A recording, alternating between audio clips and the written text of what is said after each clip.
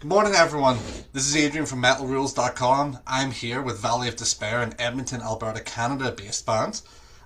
We are here for an interview that they have been very, very gracious to grant me this morning. Full disclosure beforehand, I do know these people personally. Our bands have shared the stage on multiple occasions, and they are friends of mine. However, we are going to go through this the proper way.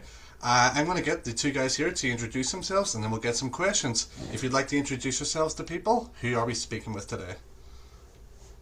I'm Cheryl Leah. I'm a rhythm guitarist and vocalist for the band. Preston LaHoo, I'm the drummer for the band. Cool. Well, thank you so much for your time today. Really appreciate it. I like to get us started with a question which is a kind of a spin on a classic. I would say for those who are unfamiliar with Valley of Despair, what would be five bands that you would blend together in a blender to kind of introduce who you were?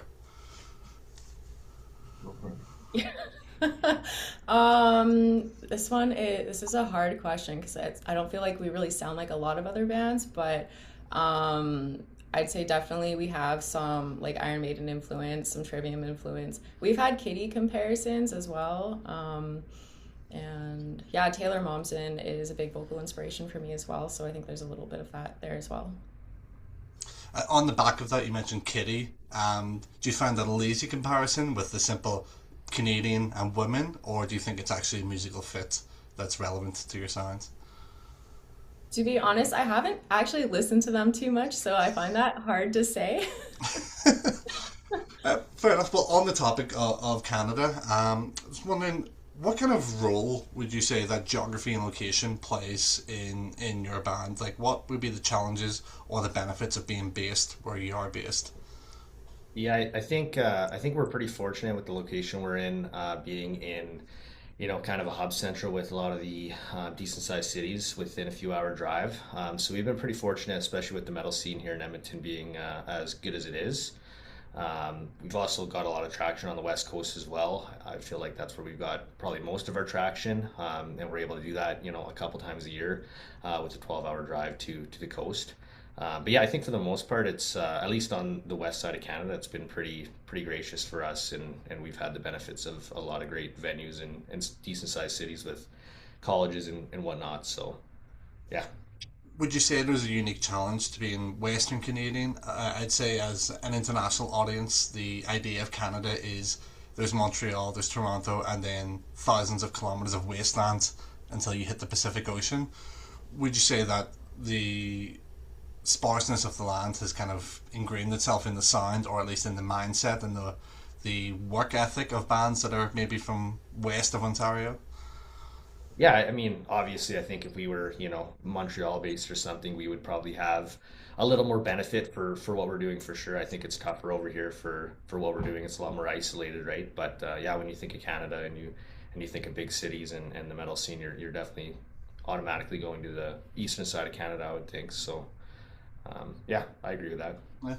Well, on a little bit more of a fun topic, if someone puts a gun to your head and says, "What are three albums you're taking to the desert island?"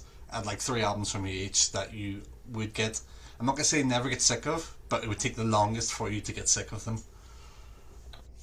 Ooh, that's a good question. I'll go with In Waves by Trivium. I'll go with Nightmare by Avenged Sevenfold, and I'll probably do Kill 'Em All by Metallica. Oh, that's quite a time spectrum. Yeah, got it all. I'll go with Apex by Unleash the Archers, Emerald Sea, Seven Spires, and then I'm gonna go with a different Trivium album, Shogun. I won't put my favorite Trivium album out there. It often gets gets heat. Interesting that you mentioned Unleash the Archers and Seven Spires. For those who are unfamiliar with your music, personally I am. Those seem to me that there are two bands that step out of the North American norm and are actually more of a kind of melodic European or South American based band. In my opinion, Valley of Despair blends kind of North American and European sensibilities together. If you were to kind of throw a dart at a world map, where would you say is the kind of the heartland of the influence of Valley of Despair? Hard. Oh man. I don't know. What are you influenced by? Like, I mean, Unleash the Archers was like a huge influence for me. So, but I mean, they're Vancouver as well, so that's that. Well, sometimes you're inspired by the things around you, of course, even if they don't sound, in most people's opinion, Hmm. like where they're from. A fun one. Again, if you win the lotto tomorrow, what's one piece of gear that's the dream piece of gear for you? well, we've already got the Behringer, which was already a dream piece of gear. Good old X32. But obviously, yeah, sound equipment is all there's lots we could improve and get, and I'm sure we all wish we could have our wireless in ears ready to go at the highest end and wireless receivers for guitars at the highest end. Um, yeah, for me personally, it'd be sound gear, just yeah, receivers and mixers and the whole lot. So I I'll feel just you've get a been, whole new guitar. yeah, I feel you've been overly pragmatic there. So let me rephrase the question: what's a fun piece of drum gear and a piece of guitar gear? gotcha. Okay, Because no one wants to hear about the reality of being in a band. People want to but see that's the the fun part for me.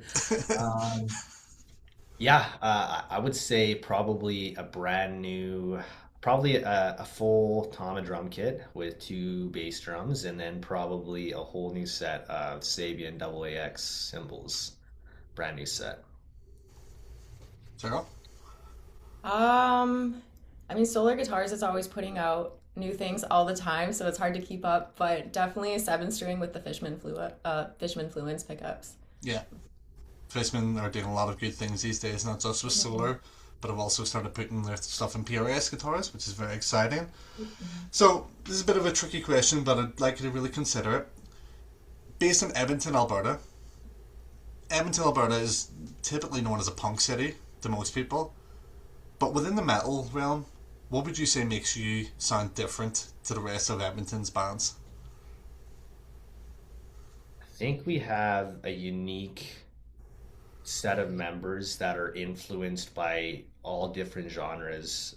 For example, Joel, our bass player, is heavily influenced by Iron Maiden. So even though I don't think any of us are writing or trying to write Iron Maiden like riffs, he writes down a bass line on something that's influenced by Trivium from Cheryl or Metallica by me, and then he writes something with an Iron Maiden vein on a bass line, and it just kind of takes it to a sound that I don't think, and that's why it's so hard for us to compare to other bands, because when we compare ourselves to other bands, I think the easy question to or thing to go to is obviously a female fronted band, but even female fronted bands, it's I think we're doing something unique. And Cheryl's got a really unique voice. Her being able to go back and forth between the cleans and the scream vocals really gives us an edge, I think. Yeah, I would agree. I think saying we have a woman in the band is a pretty lazy comparison. I think the dichotomy between the genders in metal is getting smaller. It doesn't Mhm. matter to most people. You mentioned Metallica and you mentioned Trivium. I think most people would say, that's the biggest band of one era and then the biggest band of the era after. If you were to speculate, who do you think is going to be the next Metallica or the next Trivium? Who's really blowing up, let's say, in the post Gojira world?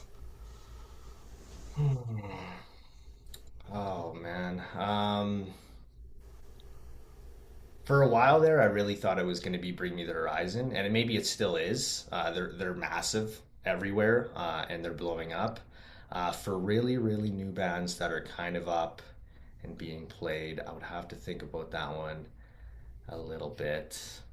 Um, yeah, I don't know. Yeah, it's changing so much too. Like what was popular like when I started playing is like so different now. Yeah, Like I see Bad Omens blowing up a lot, like that's a blending good one. Yeah, yeah, that metal pop sound. yeah.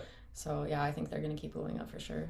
Well, those two answers bring up an interesting question. I would say Bring Me the Horizon have reached that stage in Europe and in Asia, but in the Western Hemisphere, it's not happened to the same extent. And Bad Omens, of course, being a social media fueled band. Hmm. I, with the dichotomy of social media and just getting out there and gigging, where do you see kind of bands of your scale and your location? Is the benefit in social media push or is it in get in the van and play as much? Of course, the answer is somewhere between the two, but if you had to focus in on one, where do you see the benefits for bands like yourself going?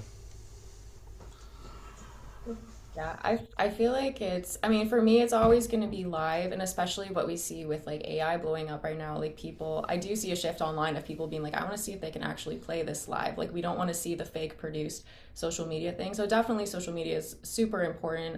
Opulent Sky is a band that I would say is doing social media very, very well for their audience, and they're still going out and playing shows. So definitely getting to that level that you're managing both is very important. I wouldn't disagree. Um, this is one that often gets asked the most, but I think people can learn. People these days are sitting in their home studios to write most of the time. What's the process of presenting an idea to the band, and if it's not going to be kept exactly the same from conception to release, what does that process look like with the changing of ideas or editing of ideas, or God forbid, throwing it on the scrap pile? We're kind of working on like changing our process right now because up until now, I did most of like the demo writing and I'd bring it in and then usually I'll bring in a track and then Preston will rewrite the drums because I don't know drums very well. And then yeah, everybody will layer on and then things will change. And right now TJ's getting a lot more involved with writing as well, so he'll bring in a riff and then I'll see if I can like top line a vocal over it. And we're doing a lot remotely in Dropbox, just passing things back and forth and like file sharing. Yeah, it's not so much get together at a band practice Mhm. and shred around for an hour, but come with an idea or a foundation and tinker with it for 20 minutes. And if it's not going anywhere, it's okay, we'll go back home, work on it, and we'll bring it back next jam. So our jam time is very valuable. So when we're able to get together, we really want to work on what we do have and getting it tight. So On the topic of drums, when you have a riff brought to you, and if it's with just demo drums or without drums, how do you decide the essence of the riff? Like if it's going to be a fast double bass section, maybe it's a slower halftime feel, maybe you want kind of a shift in time signature. Is that something that's dictated to you beforehand, or do you feel that you have creativity to kind of throw whatever at the wall and seeing what sticks? yeah, I would say it's a little bit of both of those. So definitely, I'm allowed that creativity and freedom to write whatever I want, bring it to the rest of the crew, and they're pretty responsive with that. But I think a big part of it is the people that are writing the songs, whether it be Cheryl or TJ, they'll come with an idea of how they envision it. So they will put a stock drum beat that they're able to find in the program that fits their realm of idea they want. And then they'll send that and I'll listen to it and I'll be like, oh yeah, that sounds good, I can work with that. Or if it's something that I can't work with, I'll just completely change it, write it. Like this last or song we're writing right now has a drum part that I completely rewrote, and I think it sounds way better, and sent it off and everybody really jived with it and it sounded good. But yeah, it's a little bit of both. Obviously it's nice to see what they want, because I don't want to change the direction of the song that they're trying to write, right? I just want to complement what it's doing. And is that on a MIDI kit, or is that just point and click, or are you miking up your kit even for demos? That's through MIDI kit. Yeah, everything I record is through electronic for the demo side. Yeah, makes sense to me. On the topic of that, when and we've all been here in a band, when someone says, "Yeah, great idea," and they're sending it through, we'll maybe put that one on the fridge. What's your approach to? I don't want to say projection, but the open transparency with, hey, maybe this riff isn't going to work. These lyrics need a bit of work, or I don't think this song is going to make it to the final album. What's your approach to kind of the psychology and the managing? Because people realize that managing relationships is 80% of being in a band. The other 15% is emails and 5% is music. So, what's your approach to that within Valley of Despair? Because as far as we can see, there's been very little turnover. It's a very cohesive unit. What keeps you guys together? I'd say just making sure that like we're always getting more ideas flowing. So like going into writing the song that we were writing right now, we had like a bunch of different files and ideas in Dropbox. So we'll always say like put your idea in there. Maybe it doesn't work now, maybe we'll come back to it later.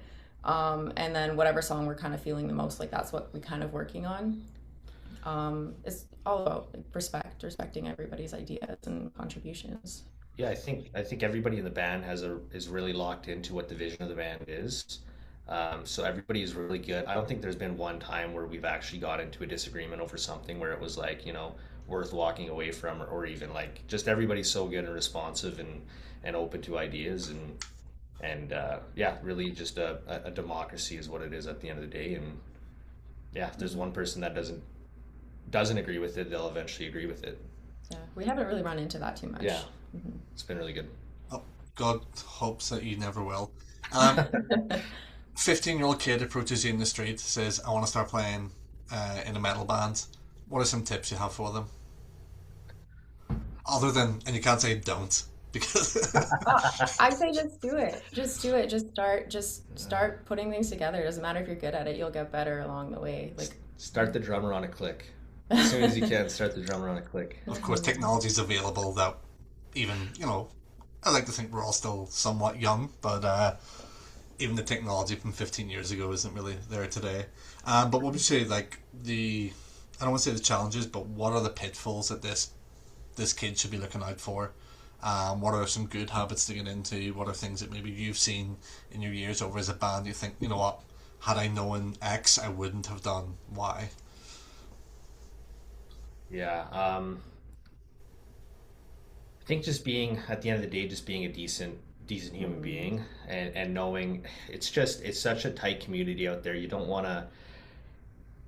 You just want to be a decent human being in any situation that you can. The metal community is very, very close and stuff gets around, right? So I think just respecting people is a big thing for sure. Looking out for people. I don't think anyone could disagree with that. On to something a little more lighthearted. We're going to go back to our world map and our darts, but rather three dream cities to play for both of you. Doesn't have to be three between the two of you. What would they be, and why?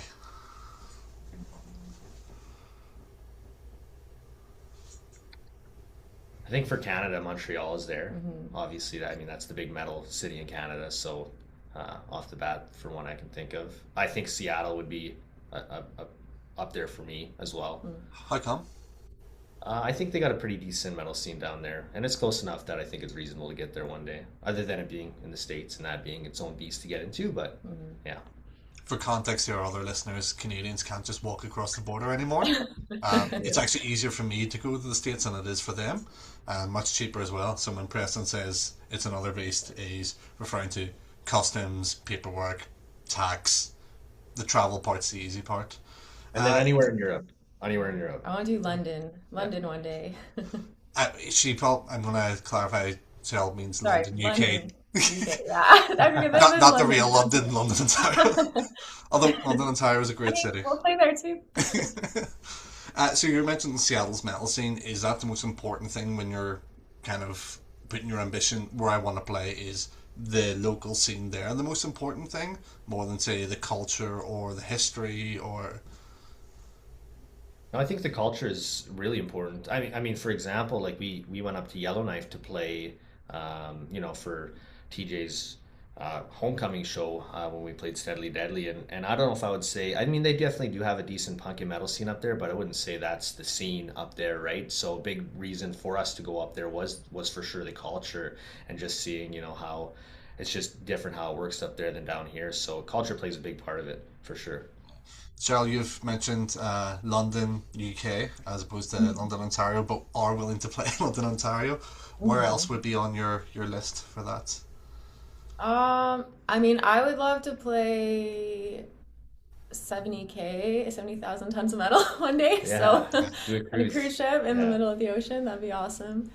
And like for sure, Montreal is probably our next destination city for Canada that we want to get there one day. I will say I'm a little surprised by some of the answers. I was expecting to hear the usual Helsinki, Stockholm, you know, Hmm. insert German city here. But yep, 70K, I definitely think you guys would be a riot on that. For one, I hope none of you get seasick, but also Oh, I get with seasick. the variety in Valley of Despair sound from pseudo ballads to stuff heavier than most death metal bands. If I think back to the song Buried Alive, or as I know it, the Cheesecake song, Hmm. um, Perfect. kind of you've at live shows mentioned kind of lyrically how that song came about. I'd like to know maybe more the instrumentation. We know Valley of Despair can get heavy, but this was a step up in heaviness, but it didn't lose. It's easy to write brainless heavy music, but it still had that essence of what makes VOD VOD. What was the approach to writing that song? Where was your head at? What were the riff salads looking like at that time? Yeah, I was definitely going through bit of a spirit box phase there. So I think there's a bit of just an influence with the guitars at least.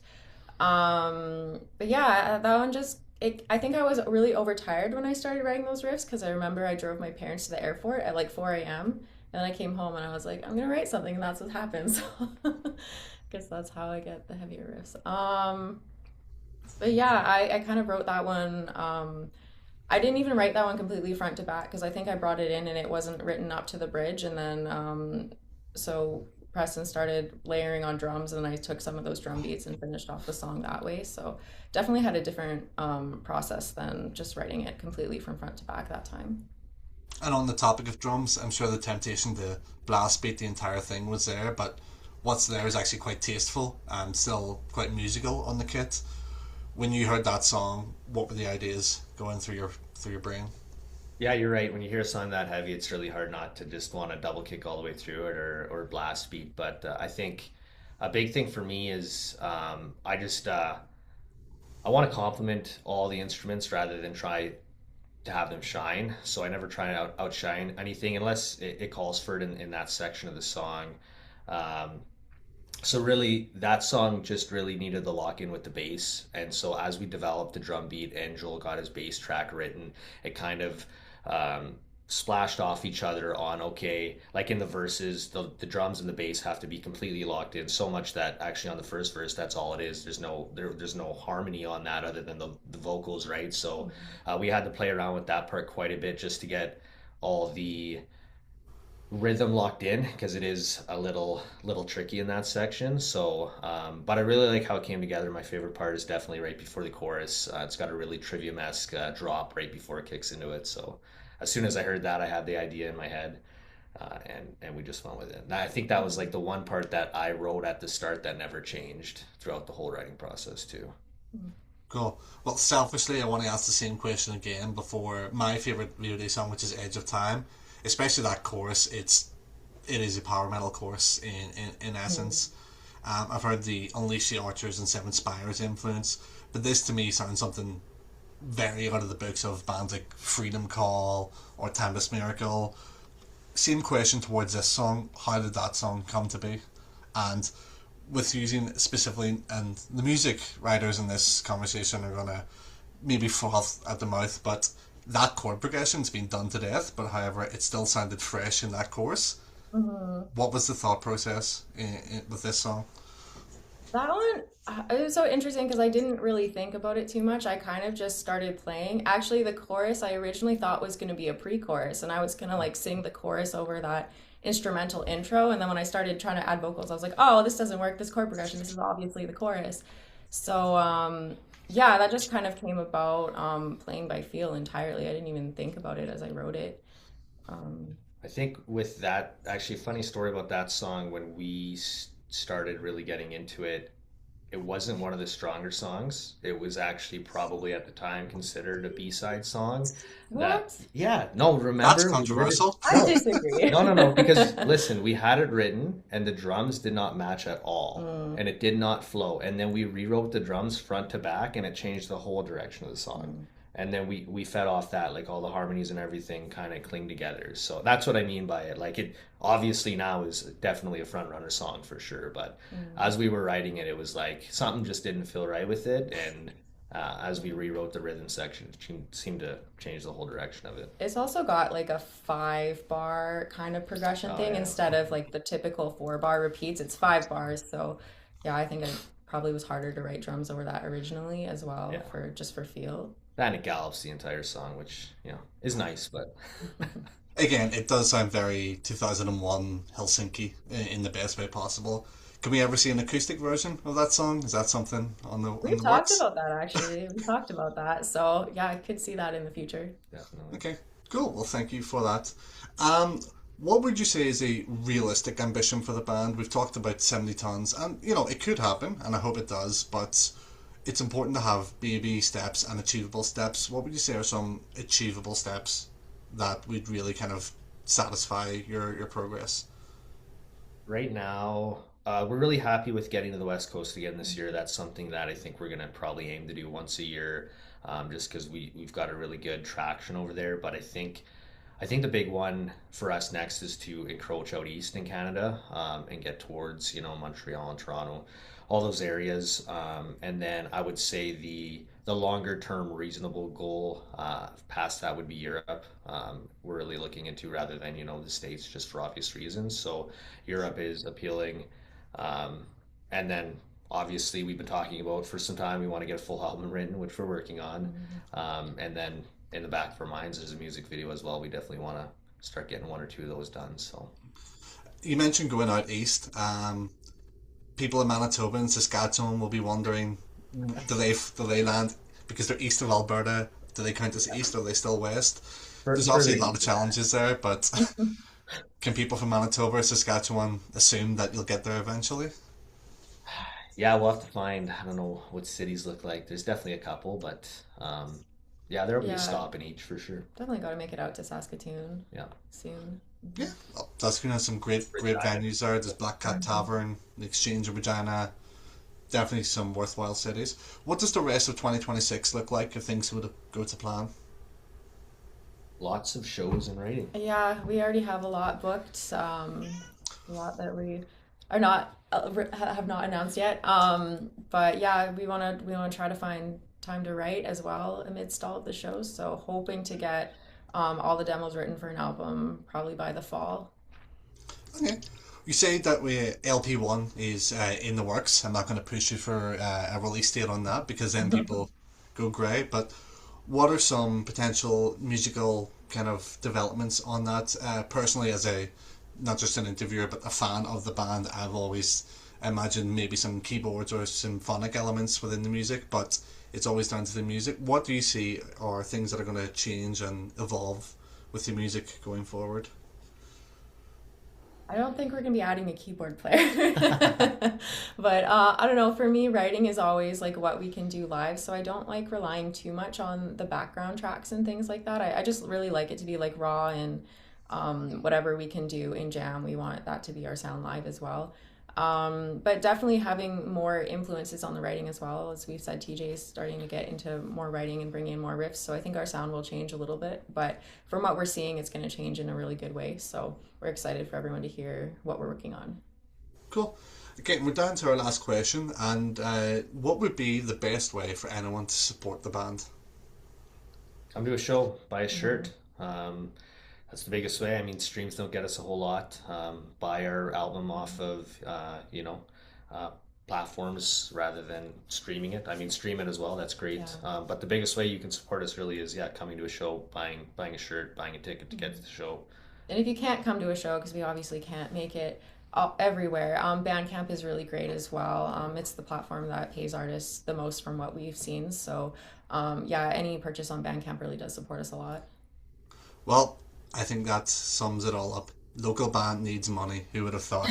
But that is unique to anyone in our sphere. Thank you so much for your time today, guys. This has been Valley of Despair from Edmonton, Canada. Amazing melodic metal. Make sure you check them out on all their social medias, on Bandcamp, as they said. Support this band because they're not going to be playing small stages for too much longer. Thanks for your time.